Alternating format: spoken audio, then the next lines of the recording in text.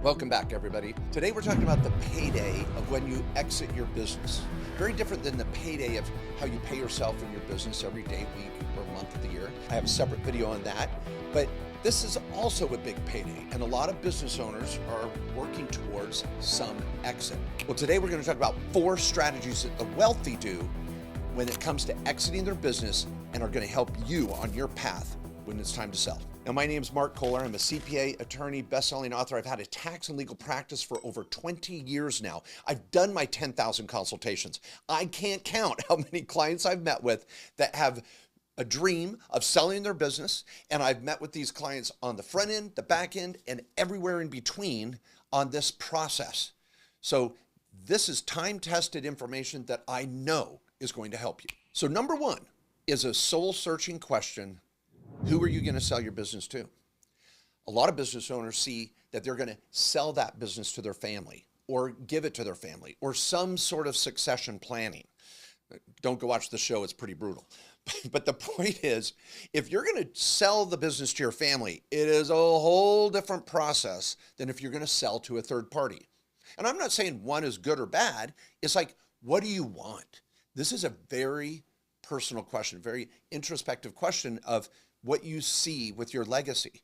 Do you see selling the business to a third party and taking that money and going somewhere else and building something new with your family, with a new vision, a collaborative vision, or something that a family and these older children are now excited about?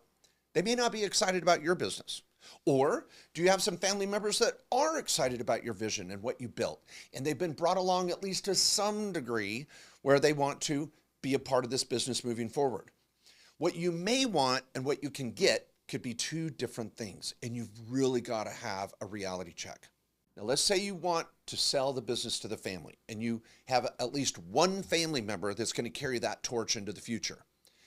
If you're going to go down that route, I would start with a business consultant that helps with succession planning. These can be lawyers on our team to at least start the process, but these are typically business consultants that are going to have boots on the ground in your organization for months, if not a couple years or more, helping guide you through that training process, that kind of vision building process, and how you're going to hand it off, not only just financially, but from a mindset perspective. It is so common for the business owner to keep their toes in the pool, if you will, and trying to help the business grow, and kids freaking out going, leave, go, I bought your business, leave me alone. And it can even be friction throughout the process of the exit. There is so much to learn there. There's books written on this, consultants on this. I've interviewed them on my podcast. It is a whole other process. So decide right out of the gate. And this is what the wealthy do. They understand. What am I going to be able to do? Am I going to go with a family route, a third party route? Now, number 2, we're assuming we're going down the third party route. You're staying on the highway, you haven't taken the family off-ramp, you're going to go, boom, third-party buyer. Okay. Step 2 involves systemization, developing people, and understanding EBITDA, and that is earnings before interest, taxes, depreciation, and amortization. This is what a buyer would expect to have almost cash flow-wise. This is what your business is going to generate dollars and cents. You're going to start to marry that number. You're going to really understand how to tweak it, grow it, build it, and sustain it. This process is easily going to be 2 to 3 years. You're going to start making yourself irrelevant. You're replaceable.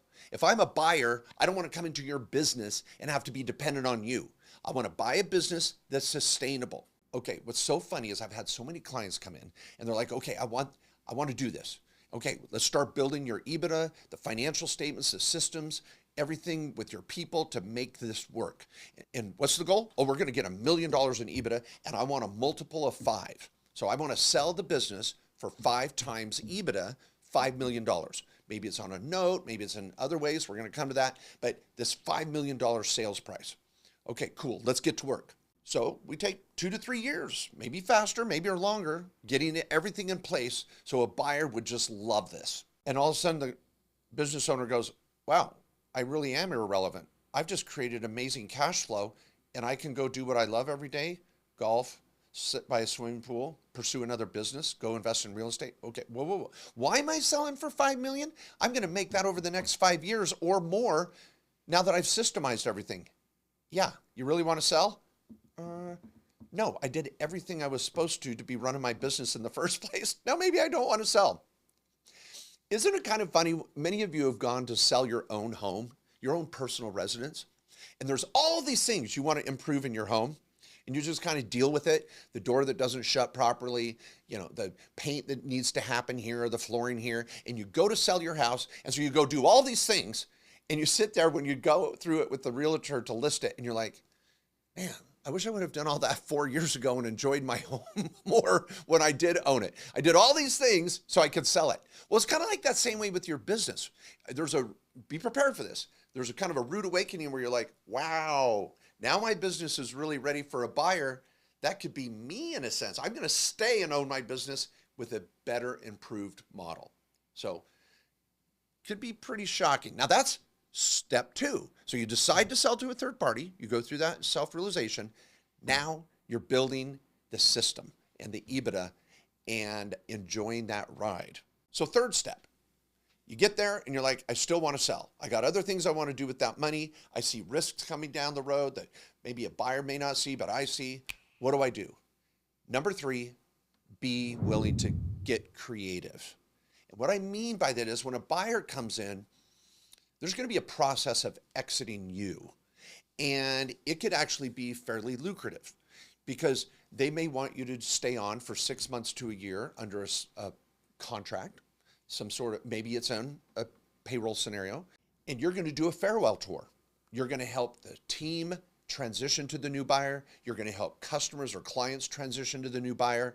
And your sales price could actually be a little bit more because you're willing to help in that transition, to help them succeed. So you're going to want to know that this is coming, that it's not just like, hey, I sold the business, here's the keys to the car, bye. I don't think a buyer's going to want that. They want a transition. Also, there's going to be a financial creative aspect to this. You might carry some money back as a lender. You may say, I want $3 million up front and I'll take a $2 million note. You may say, okay, I want $3 million up front and I want 20% of the business and we're going to have a second exit. Let's take this business to the next level. And see, private equity buyers might want that. They're going to take your business, but not in full.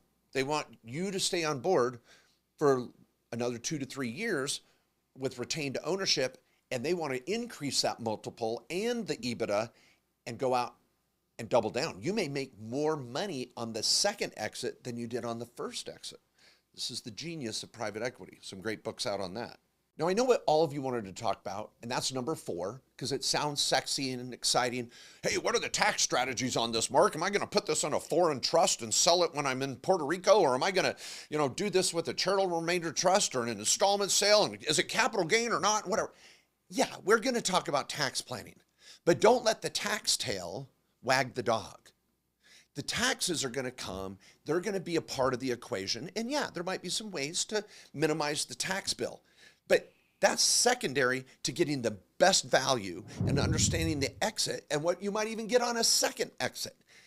Yes, we want capital gain. Yes, we might take it over time. And we might put it in a special trust to get you a deferred tax situation. But this is what I warn you about in this area. Be careful of these companies and advisors that are going to come through and want to sell you some sort of elaborate tax structure. Could have special acronym like a DST and a ABC and a CRT or a da-da-da-da-da. And some of them can be good, some of them can be bad. A lot of times they're very expensive, and that's maybe unnecessary. And you've got to look at the cost-benefit analysis. And some of them can be extremely high risk and have an audit risk with the IRS. Get a second and third opinion on any of the tax strategies.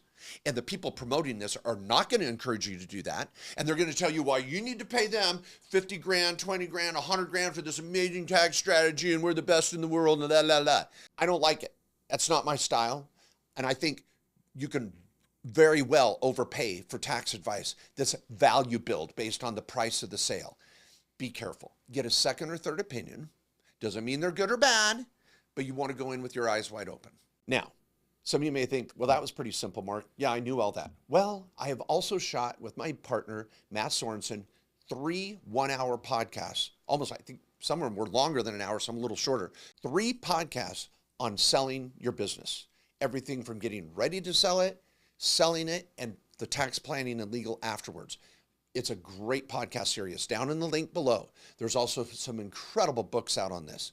And the important thing is to take your time, to go in ready to learn, and to have good advisors along the way that aren't asking for huge retainers or a piece of the action or percentages of this or that. And that may come, maybe not, but start getting educated on this. And I know that these 4 tips are important and will point you in the right direction. Now it's time to continue to get educated on this. But here's my greatest call to action. Please get a consultation with one of our tax lawyers. It's a fixed price that's extremely affordable, that can build a trifecta, build a vision and plan for this, review your legal and tax structure, and at least give you kind of your blood pressure. Do your blood work. Like, what's baseline here? How are we looking? Take that and use it with your current accountant or your current lawyer. Some of you may not have an accountant or lawyer you trust. Check out KKOS Lawyers for this consultation and this comprehensive trifecta analysis. It will save you thousands and thousands of dollars of heartache and maybe getting hometown by some big expensive law firm. Check it out. I'm not going anywhere. Our podcast, my YouTube channel, the education, my books, please stay on board and continue to learn. I love small business. I love exiting a small business, and you can do this on your terms. Thanks so much.